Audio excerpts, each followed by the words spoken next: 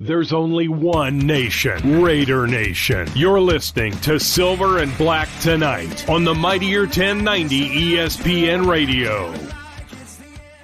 Hey, good Friday, Raider Nation. It is Scocco Branson, host of Southern California's only All Raiders talk show, Silver and Black Tonight. Tonight, a best of show. I am still recovering, as you can probably tell from my voice, from COVID. Yes, I'm still in lockdown in my own home studio here. But I just wanted to get a show out to you. So what we're going to do is give you two great conversations. The first is with someone you might know, Lee Arenberg. Lee Arenberg is an actor. You might know him from the Pirates of the Caribbean movies. He is a huge Raider fan. We had a great conversation with him a little bit back, about a year and a half ago. So we're going to bring you that conversation. Then in the second segment after the break, we're going to be talking with the ethical skeptic. This is the guy who ran the numbers and says, yes, indeed, the NFL does have a bias that you cannot explain otherwise against the Raiders with penalties, the officiating. So that's two great conversations with you. Thanks for all the notes and all the hit-ups on social media during my recovery from COVID. It's no joke. Hope to be back next week. For everybody here at Silver and Black Tonight, again, thank you for that. Here is a best of Silver and Black Tonight. We are excited to talk with our next guest, who I know you all know well, a gifted actor, a card-carrying member of Raider Nation, best known for his roles as the pirate Pintel in Pirates of the Caribbean, as well as his recent run as Grumpy. That's right, Grumpy in the hit TV series Once Upon a Time, and his memorable roles, at least for me, in several Star Trek series, and one of my favorites, Seinfeld as Mike the Bookie. Love that parking spot episode, by the way. Mr. Lee Arenberg. Lee, welcome to the Silver and Black today, my friend. Good morning, Raider Nation. Thanks for having me. All right, man. Well, we appreciate it, and I want to jump right in, and I know we have a good amount of time to talk to you today. We're all trapped, right? So, but it's good because there's yeah, that's right. I love it though, man. It's great to be able to talk to you. You have such an amazing and dynamic career, and of course the Raider fandom we'll get to as well. But as we start the show, we first have to get, just to set up people, and I know a lot of our listeners and viewers were really excited about having you on. How did you become a Raider fan? What was the kind of genesis of you becoming that member of Raider Nation? Well, you know what? I mean, I'm an LA kid. I grew up in LA. And so really it was the LA Raiders that sold me for like do or die, Silver and Black for life. I'd always been a fan of kind of the aggression of the squad, but it was that 1981 Super Bowl, like right before they moved to LA. I was at UCLA doing theater, and I was watching that Super Bowl game in a dressing room while a show was on stage. And when we scored a touchdown, it might have even been Kenny King going to the house. I screamed and we went nuts, and we got in big trouble for it. And that hooked me, bro. Oh, that would, man. What a great game. And Kenny's son, Kenny King Jr., good guy and a friend of the show as well. And I'm sure he's listening and appreciates you mentioning Dad there. Now, you talk about that, and you mentioned UCLA. You mentioned growing up an LA kid. Of course, you went to Santa Monica High School, and we'll talk about who you went to high school with in a little bit. But You've had that acting bug since you were a young guy, and you come out of Santa Monica. Of course, Sean Penn, Emilio Estevez, Robert Downey Jr., these are guys that you went to school with. You must have had one hell of a drama department. We really did, actually. I mean, that's the truth. Yeah, the high school theater, a lot of, I mean, I'm like the world's oldest brat packer, for real. Because, like, it's taken me 40 years for guys to, like, hey, you're pretty good, man. But that's just the thing about a character actor's career. The trajectory is a little bit, takes a little longer. And then when they finally go, hey, Seinfeld was good, Star Trek was good, man, Pirates was good, it adds up. And so, yeah, many blessings. My family wasn't in the business. So even though I grew up in the shadow of the studio and surrounded by the movie stars, man, it was a million-mile journey just to get invited to the party, for sure. Oh, I can imagine. Yeah. I mean, I know it's a tough business. It always has been.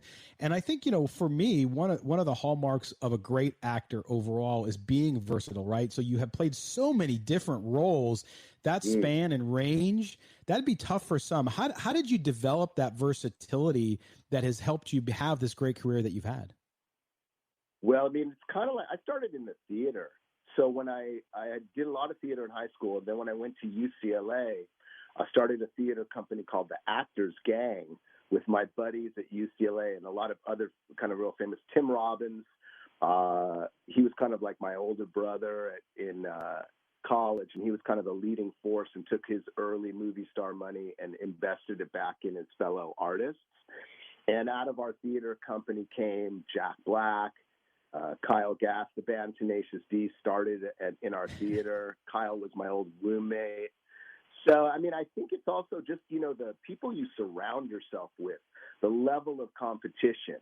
And I think that really helped me. Being into sports actually helped my acting career because, you run a basketball game, you're trying your hardest. And at the end of the game, it's like, all right, let's run it back.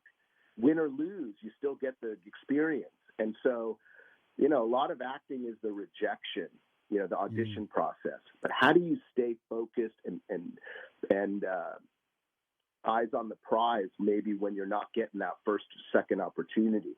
And so I think you just got to be driven, man. You have to want it. I would say, people say, what advice do you have for young actors? I say, don't do it. But if that doesn't convince you not to, welcome to the club. Bunch of crazy driven dudes, Oh yeah. Again, we're talking to Lee Arenberg, great actor, and of course Raiders fan. And Lee, you bring up acting and sports together. Just like you said, being a character actor, and I remember Humphrey Bogart started as a character actor, right? One of the best ever. And you look at sports too, and I think that's where we know those guys that get the covers of People magazine and all that kind of stuff, just like they get the cover of Sports Illustrated. But it's the guys who are working constantly. And as an actor, for you, you've had all these types of roles and you've made a great life for yourself and a great career for yourself by being that versatile. But there's always roles that you like and always roles that kind of help you grow as an athlete. If you're, let's say, a backup player or you're a player who's playing on the offensive line versus quarterback. For you, are there roles that really had that type of impact on you in your career? Well, for sure. I mean, listen, I always see myself as like, I want them to give me the ball. I use sports, philosophy really for a lot of the acting. It's like I'm a third down back, I'm that kind of like I'm a nickel D back or something. I come in, they don't always need character actors, but when they need you badly. Your contribution is that little bit of flavor. It's the cherry on the sundae. And you got to believe in yourself before. That's how people believe in you. If you're out there and you want to have a dream as a musician in radio, in any of the arts, in any business really, believe in yourself. And that faith will open those doors magically because that's how people believe in you. And I got a strong energy about me. Obviously, I'm intense, and it's just that like I was too short, bald, and crazy to be playing in the NFL. I had to go acting. That was my chance. Again, we're talking to Lee Arenberg, actor and Raiders fan. And Lee, the role of Pintel in the three Pirates of the Caribbean movies you were part of, that role too, I think is a great example. Not only does it fit so well with you being a Raider fan and it being a pirate movie, but that role adds so much to that film. Of course, you have the Johnny Depp role and all that stuff, and how much time and effort and focus that role takes in the movie, and of course the other great actors you were with it too. But that role, I think that's a great example. What you're talking about is when it's third down and you get the ball, you need to take it over that goal line, and that's what you're able to do. How much fun was it working on those movies? Oh my God! Seriously, we lived in the Caribbean for 2 years. I got to take a speedboat to work and hang with Keira Knightley all day. So it was pretty sweet. Honestly, it was a lucky break because all the roles were cast in London. The primary casting started there because there was no America. So English characters, the pirate world was prior to the modern day America. So I got real lucky, and that's why I say, my break was they couldn't find that short, bald, and crazy in London. And they came looking to Hollywood, and I won that lotto. But nice. This is for all you pirate fans out there. Here's a good one. Hello, Poppy. I love So it. I got my little catchphrase, and you know what though, it's all about like I say, when they give you that chance in our business, you got to go for it. We're the only business where a 70% completion rating isn't good enough. We have to be 100%. They give you a laugh line, you get a laugh with it. And so acting is, 1,000% business. You got to have a perfect. That's the execution that we're shooting for. And so it's very tied into sports. Absolutely. We want to execute those first 15 plays, start this play strong, start this movie strong. And it's a team effort. There were 1,000 people on the crew daily on Pirates. Marine guys, safety, caterers, construction, the grips, the electrics, right? The actors, we're the beneficiaries of everyone's effort. So it's an ultimate team sport. Making movies, making TV is team sport. Well, and I have to over the air tell you hello from our good friend Andrea Villapiano, Phil Villapiano's daughter. Kelly's her. Oh man, Kelly. Shout out to Andrea and Phil. Andrea welcomed me into kind of Raider Nation social media, and now I have a lot of Raider fans that are following, and awesome people from the heart. And obviously number 41. I mean, who wouldn't want to wear a 41 jersey, bro? Oh yeah. I mean, yeah, that doesn't get, we have dubbed him here on our show, and we take full credit for it. We have dubbed him the honorary new mayor of Las Vegas. So when he comes out, I told him, and Phil said, hey, when I get out there, we all, the three of us, the guys on the show here, and him got to sit down and have a beer, and I can't wait to do that when the stadium opens. Oh my God, I'm jumping up that by carrying. Oh yeah, you got to be there, man. You got to be there. Yeah. But Lee, one thing, we're going to go to break here in a few minutes, but Andrea and I started talking because we're both huge Seinfeld fans, and you were in 2 episodes, but they're 2 very well-known episodes, playing Mike, right, Mikey the bookie, the worst bookie in the world. Yeah, exactly. But those kind of roles too, when you get the opportunity, you talk about taking opportunity and running with it, to get in a show at that time like Seinfeld for you too, that had to be big as well, right? That was huge, dude. I was a relatively young guy at the time, and I mean, TV has changed so much. Because back in the day, that's the 90s. That first show I did would have been 93 maybe. Mm-hmm. And 40 million people would watch that Thursday night on NBC. And so the impact, I got a standing ovation at the dog park, man, the next day. It was pretty cool. But you think about Raider football, Lee, and it's been a long few decades for the franchise. You talked about being in college and that 81 and then, of course, the 83 season, all that greatness that was the Raiders, and including losing Al Davis in 2011.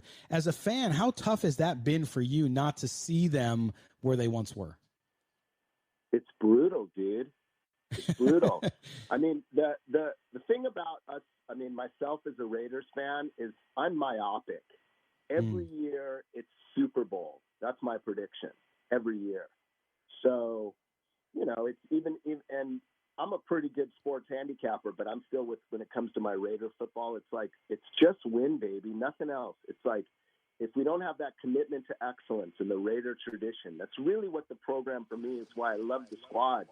It's like, once a Raider, always a Raider. I just love all that. And, I think that the turning point for our squad, I feel like we're coming around. Obviously this draft is huge. But yeah, it's tough. I'll tell you a good story on the first Pirates.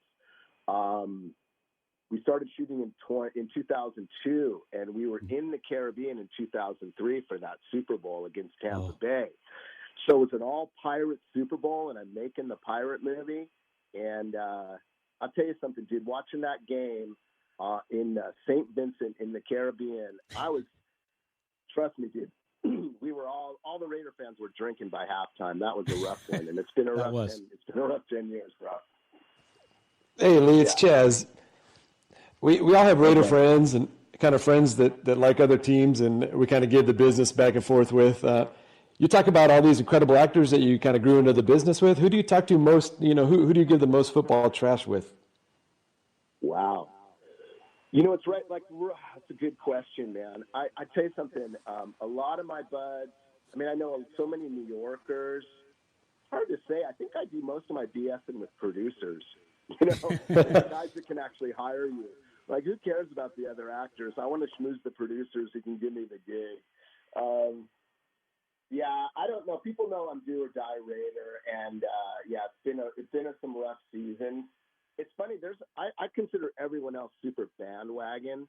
Like, I'll have actor friends that they grew up in Dallas, but they like Kansas City, and then when Green Bay's good, they like the Pack. I'm like, I love my team, win or lose. Yeah, we have the best colors. Obviously, I'm a Pirate for life. So, yeah, I'll give the BS to anyone though, bro. If they started out, for sure. That's awesome.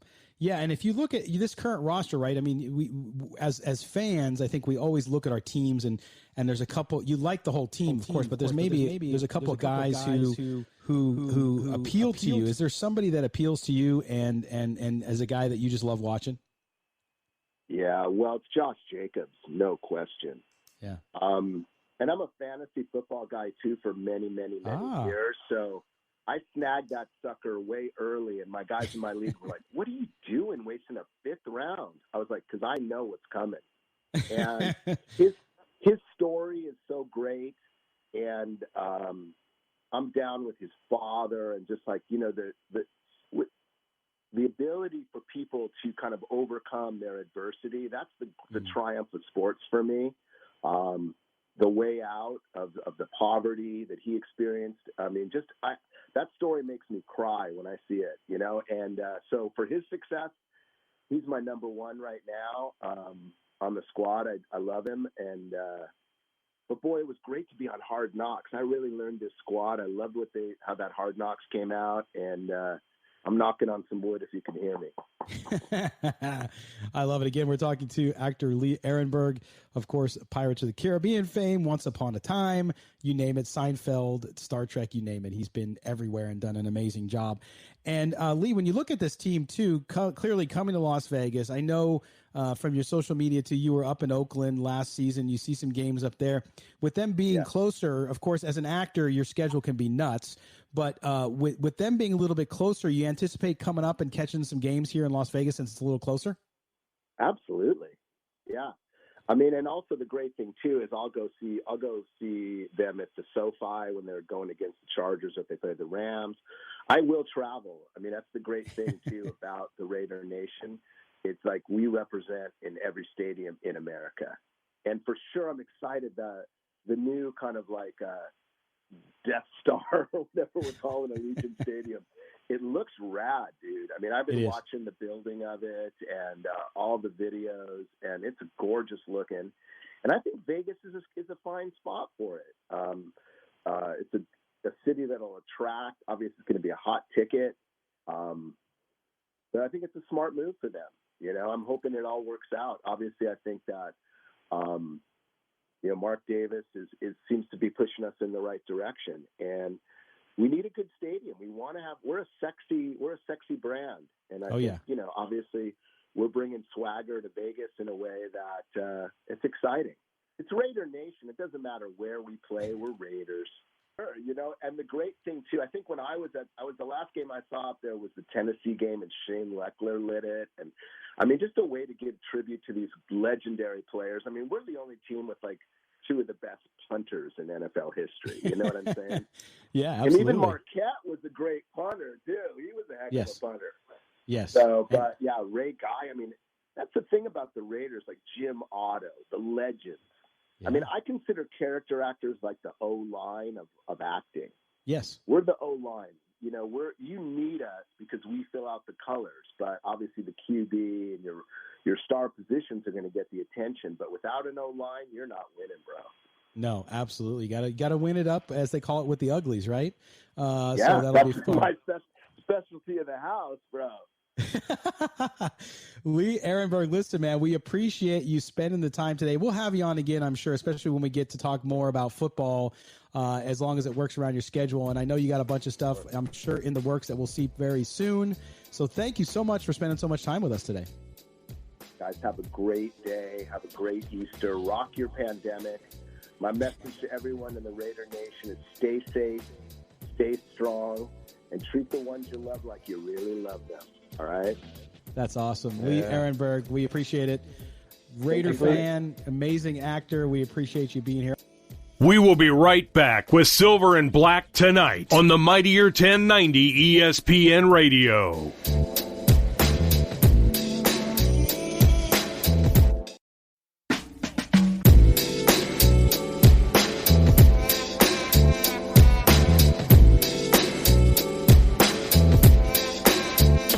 Now back to Scott and Mo on Silver and Black tonight on the Mightier 1090 ESPN Radio. This is a best of Silver and Black tonight as I recover from COVID. Now our conversation on the Raiders and NFL officiating bias with the ethical skeptic. Enjoy. We're going to jump in, and tonight's show, I'm really excited about our first guest here because one of the things, Chaz, when you talk to Raider fans, I think they honestly believe that the Raiders, when it comes to the NFL, because of the history of Al Davis and the team and the lawsuits and all that stuff, right, that the Raiders, Chaz, are more penalized than any other team. Now, we know that. Like this year, it was true. Yeah.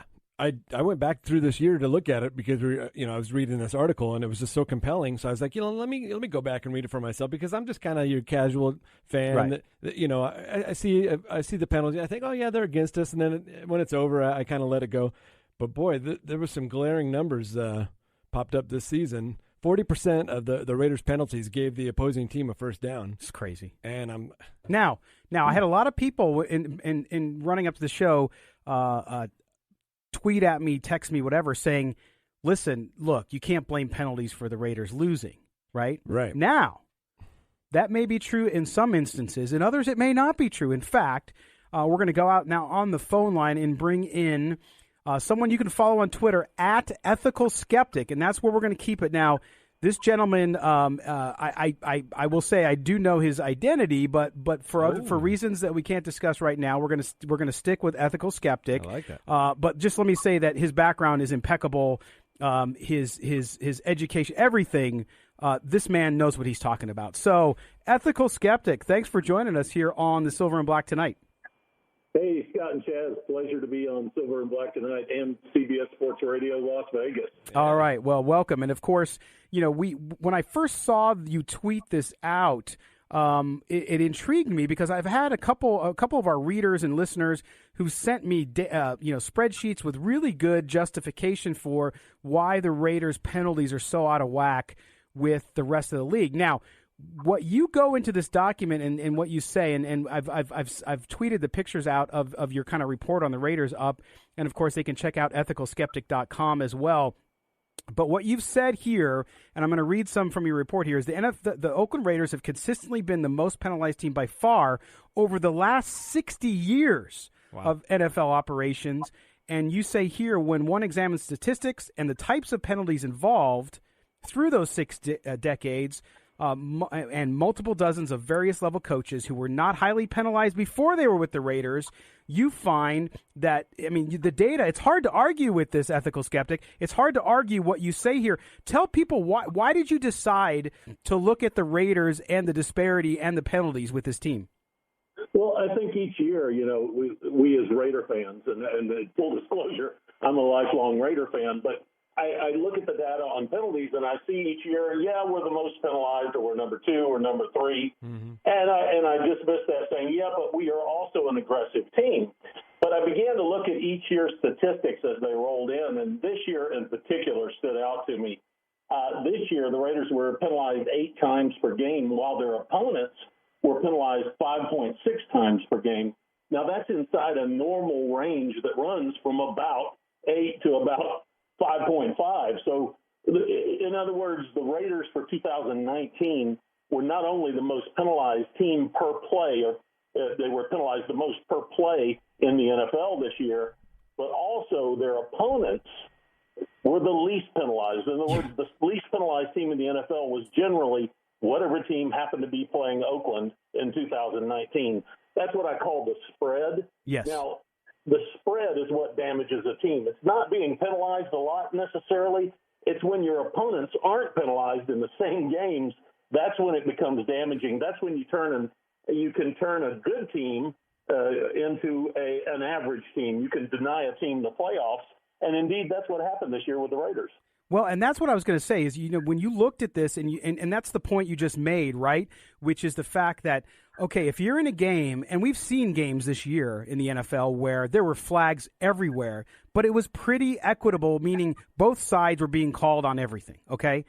When you see that, okay, fine, then statistically it works out.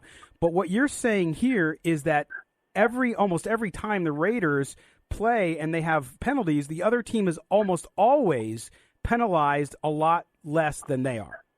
Yes, correct. They were. I think Minnesota was the least penalized team. The second least penalized team in the NFL was whoever was playing the Oakland Raiders on any given week, and that's where I have a problem. That begins to affect the outcome of the season. So it's not. I'm not complaining about blown calls. Those happen all the time. There's give and take.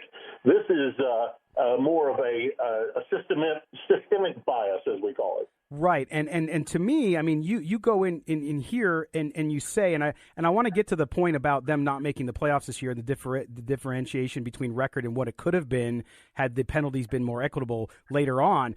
But what you say here too is that that in any other context, if you were to look at this, whether it be gaming or another type of sport, that this would be known as cheating, and that you even go to the point of calling it a form of racketeering. Correct? Yes, I do. It's racketeering-like because I'm not a lawyer. Right. I'm not fully trained on that. I have in my consulting history, I have pursued racketeering cases. This is very racketeering-like, but I won't cross the line of making a final accusation, yes. Yes, and the other thing I want to get to here, too, because before people say, well, you know what, you're an undisciplined team and all that, and you have an answer for that, too. But what you write here, too, is the vast majority of the penalty incidences and imbalances involve calls that are open to subtle interpretation. So those are things that can be called on every single play, let's say like offensive holding or pass interference, but they're not called on certain teams, and they're more heavily called on targeted teams like the Raiders. In fact, flags thrown or not thrown at critical moments in a drive or upon a beneficial turnover or a touchdown. Explain that a little bit and talk about how that judgment versus, let's say, a false start or one of those penalties which is clear and everyone can't escape. Yeah, I went through this myself, back as far back as 1973. I'm like, hey, why are we getting so many penalties? And my buddies would say, it's because you're an undisciplined team. And so I labored under that myth for decades. This year, when I looked at the penalties that were called on the Raiders, I defined a class of penalty called the discipline class. And that class of penalty is like delay of game, too many players on the field, neutral zone infraction, encroachment, false start, all those things that the fans can easily see on TV. It's easy to pick off those penalties.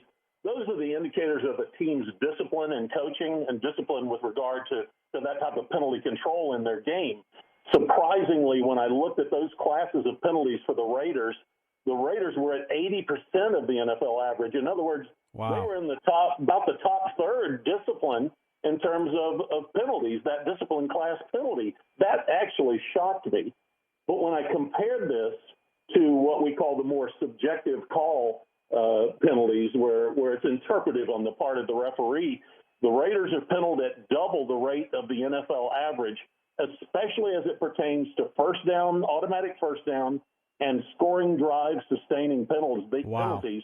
They're penalized at double the average rate of the NFL. Many teams, they're penalized triple their rate. So that actually shocked me. And that's independent of the spread. It's not just that the Raiders are called for more penalties. It's when they are called, they're devastating. They arrive at the most devastating moment in the game. Yeah, that's what we talked about. Hey, Mr. Skeptic, it's Chaz. You talked about the 70s. You go back to the early ages. I feel like the Raiders' inordinate amount of penalties, was justified in the 70s because of, let's call it, their aggressive play. But, for me, starting in the 80s, Al Davis's feud with the commissioner, Pete Rozelle, off the field, seemed to have an effect on the outcome of games on the field. In your research for this article, did you find any connection to that, off the field, foul play? Oh, yeah, there's no doubt about it. The penalty statistics, although they were heavy in the 60s and 70s, 1982, the penalty statistics went out of control, and that's the year that Al Davis joined the LA Commission lawsuit. That's absolutely correct. Yep. Well, I love the quote about the racketeering, because it's true. The referees can make bad calls all day, and if a player or a coach complains about it, they can get fined. Yeah, and I want to make it clear here that we're not accusing referees of being dishonest. These are good, hardworking people. They're honest people. What constitutes racketeering is when you know that there are mechanisms of systemic bias. In other words, the organization in general is creating a bias, and you don't undertake the corrections, the quality control methodologies that you need to correct the product that you're delivering to your customer. When you don't take those actions, that's when you begin to range into doing wrong as an organization. Again, we're speaking with the Ethical Skeptic. You can follow him on Twitter at Ethical Skeptic and also ethicalskeptic.com to read more of his work, some of which had my head spinning, by the way. Arkham's Razor, all this stuff. It's great stuff. But here's the thing. You talked about those penalties thrown against the Raiders that are critically devastating moments, as you call them. And you talked about this idea of the net uptake of the 16-game season and what those drives, those impacted drives meant to this team. And what you said here was equating to a whopping 96 additional opponent score points, okay, by the net drive points chart below, which you have in your thing, and beyond their opponent's performances, that because of this 6 points per game difference, because of ball control minutes, impact, and so on, the Raiders, it makes the difference between a 7-9 season versus a 9-7, possibly a 10-6 season, not to mention the fact that they didn't make the playoffs. So you're asserting here that because of this bias there, they probably missed the playoffs this year. Yeah, absolutely. Stark. I mean, think of it as a fan. What could you do with 100 extra points for your team allocated into a season? And not even just as you wish on the games you wish to apply them to, but if you randomly allocated those points into the Raiders scores for the season, it would have taken us more than likely to 9-7 and 10-6, and that's only bringing us back to the average NFL team. If there was a bias for the Raiders, then it would be certainly even more dramatic than that. Wow. Yeah, what's crazy too is the other thing you mentioned here, Skeptic, is the fact that. And I love the way you approach this, because people will look out there and say, well, it's Raider fans. No, but the data, too, this is one to me that is fascinating, which is the coaches.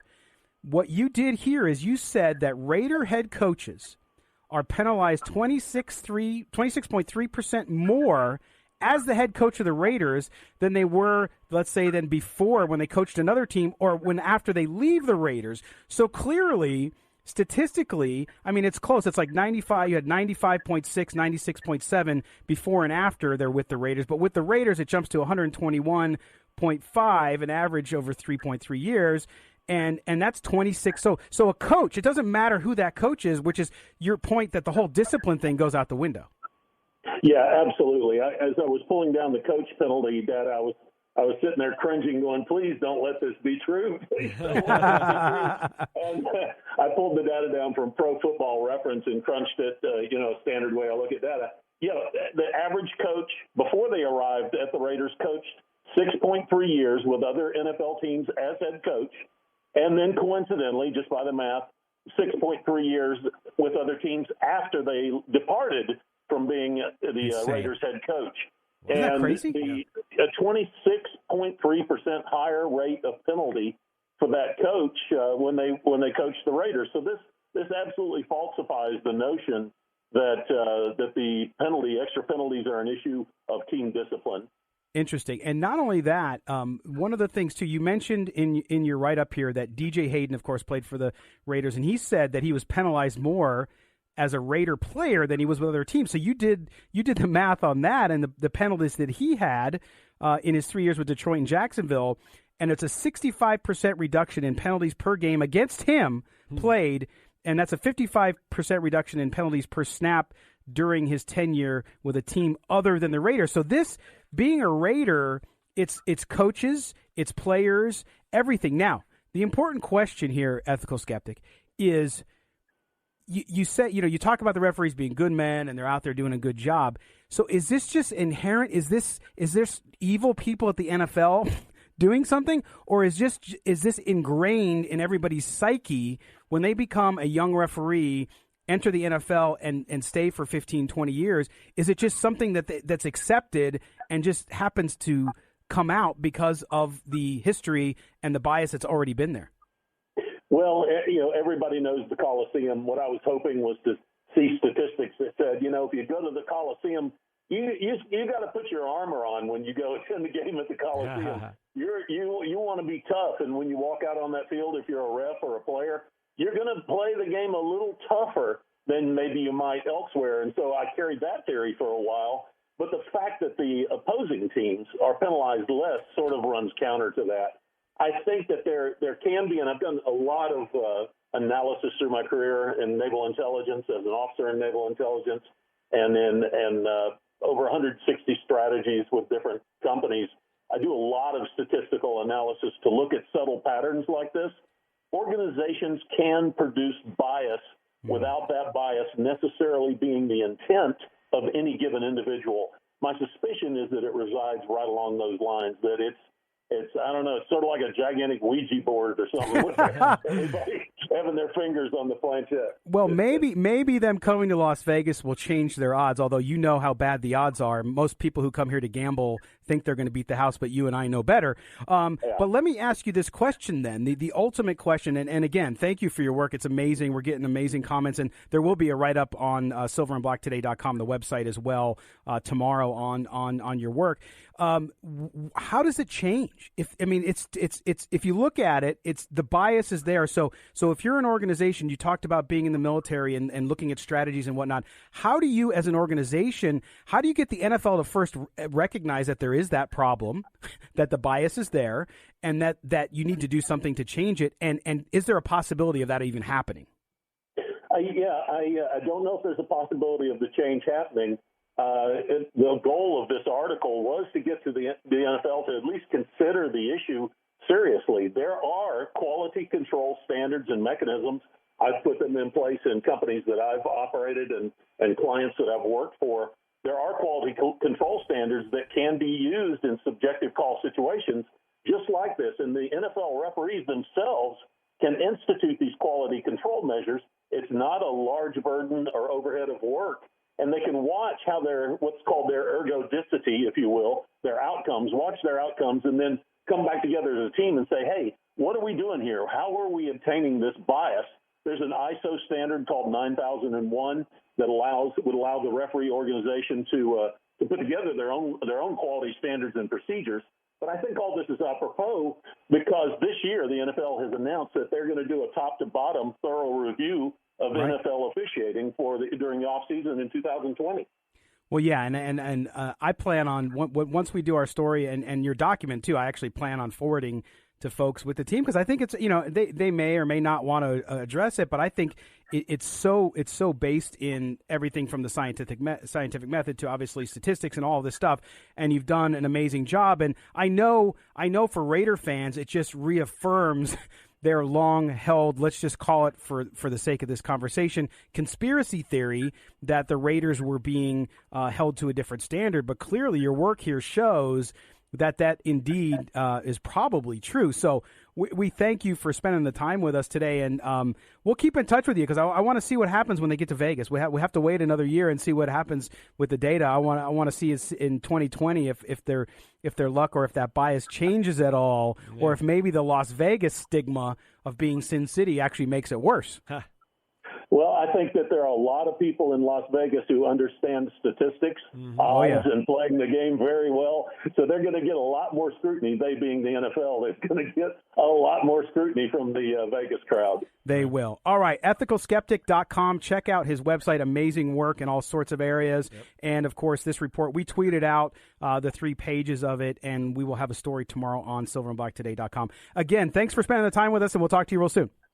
Scott and Chaz, thank you. It's been a pleasure. All right. Ethical Skeptic. Follow him on Twitter, @Ethical Skeptic. Fascinating work that he does, Chaz. And there you go. I mean, as a Raider fan, it just makes me more frustrated to know that there's actually data to back up, the fact that the Raiders have been getting the pooch the last 30, 40, 50 years. Well, so but those were different because you're absolutely right, and he mentions that in the Right. report, by the way, guys, which you should read. It's we great tweeted it right at the beginning of the show, so check it out. Is he said, look, yeah, those aren't the penalties he's talking about that have been so damaging. It's the things like holding, offensive, defensive pass interference, these calls that are open to interpretation and could be called on every NFL play, but just happen to be called more on the Raiders. Right, and that's what I said in the opening. 40% of the Raiders' penalties gave the first down to the opponent. That's just a huge statistic. It's hard. You incredible. can't overcome that. No, you. Thank you for joining us. Please catch Silver and Black tonight, every Friday at 6 p.m. on the Mightier 1090 ESPN Radio.